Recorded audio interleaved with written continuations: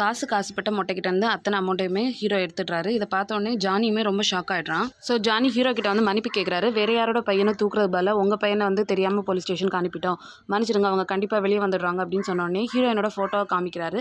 அதை பார்த்தோன்னே ஜானி என்ன பண்ணுறான், மொட்டைக்கிட்ட ஃபோனை கொடுக்க சொல்லி அவனை அங்கேயே கொலை பண்ணிவிடு அப்படின்னு சொல்கிறான். மொட்டை கன் எடுத்து ஹீரோ ஷூட் பண்ணுறதுக்கு முன்னாடி ஹீரோ கன் எடுத்து ஷூட் பண்ணிடுறாரு. அந்த சத்தத்தை கேட்டு அங்கே இருக்க பாடி கார்ட்ஸ் எல்லாருமே வந்துடுறாங்க. பயங்கரமான ஒரு கன் ஃபைட் நடக்குது.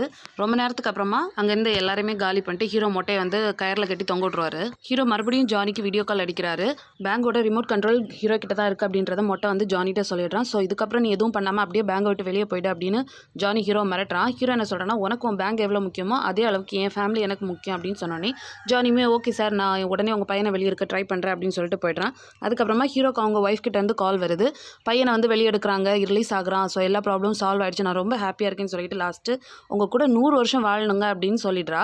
இதை கேட்டோடனே ஹீரோ ரொம்ப பயங்கரமாக சிரிச்சிட்டு, ஆர்டிஃபிஷியல் இன்டெலிஜென்ட் வச்சாடா எனக்கு கால் பண்ணுறீங்க அப்படின்னு சொல்லி ரொம்ப கோவப்படுறாரு. இதுக்கு மேலே இந்த மாதிரி பண்ணால் மொத்தமாக பேங்கை முடிச்சுட்டு போயிடுவேன் அப்படின்னு ஹீரோ சொன்னதுமே, சரி சார் கொஞ்சம் வெயிட் பண்ணுங்க, உயிரை கொடுத்தாது உங்கள் பையனை வெளியே எடுக்கிறேன் அப்படின்னு சொன்னதுமே, நீ எதுக்காகடா உயிரை கொடுக்கணும், அவனை வர சொல்லு அப்படின்னு சொல்கிறாரு. அப்போ தான் ஒரு ஃப்ளாஷ்பேக் காமிக்கிறாங்க. பையனை யார் கடத்திருப்பா அப்படின்னு சொல்லி ஹீரோ இன்வெஸ்டிகேஷன் பண்ணும்போது ஒருத்தன் டபுள் ஆக்ஷன் அப்படின்றத வந்து கண்டுபிடிச்சிடுறாங்க. ஸோ அவனை கூப்பிடுறா அப்படின்னு சொல்கிறாரு.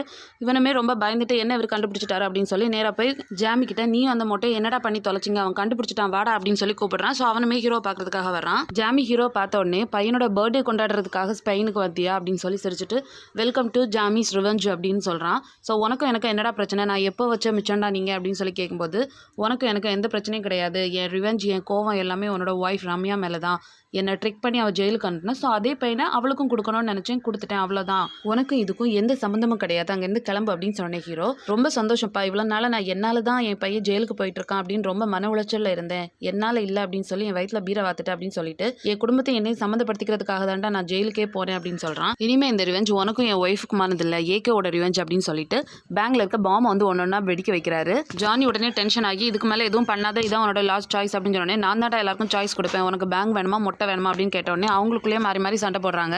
ஜானிக்கு பேங்க் வேணும், ஜாமிக்கு மொட்டை வேணும் அப்படின்னு சொல்லி. ஸோ ஹீரோ என்ன சொல்கிறாருன்னா, எனக்கு ரெண்டுமே வேணும் அப்படின்னு சொல்லிட்டு பாம்பை பிளாஸ் பண்ணிடுறாரு. பேங்க் மொத்தமாக பிளாஸ்டான விஷயம் தெரிஞ்சு ஜானியோட ஹெட் ஜானிக்கு 3 நாள் அவகாசம் கொடுக்குறான். பேங்கை யார் இது மாதிரி பண்ணாங்களோ அவங்கள கொலை பண்ணணும், அப்படி இல்லைன்னா 4ஆம் நாள் நான் ஒன்று கொன்னுருவேன் அப்படின்னு. ஸோ ஜானியுமே அதுக்கு ஓகே அப்படின்னு சொல்லிடுறான்.